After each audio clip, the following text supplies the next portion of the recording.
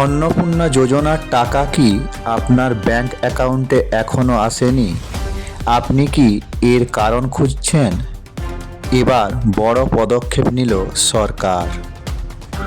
অন্নপূর্ণা যোজনার আর্থিক ভাতা এখনো অনেক উপভোক্তার ব্যাংক অ্যাকাউন্টে পৌঁছায়নি।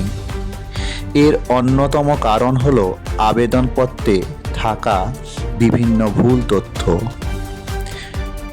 কিন্তু আজ চিন্তা নেই, এই সমস্যার সমাধানে রাজ্য সরকার এবার আবেদনকারীদের ফর্ম এডিট করার সুযোগ দিল।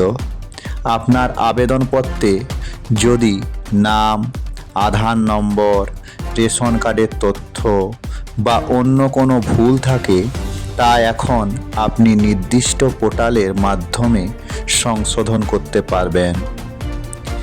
এই খবরটি আপনার চেনা সবাইকে জানিয়ে দিন, যাতে তারা সময় মতো ভুল ঠিক করে টাকা পেতে পারে।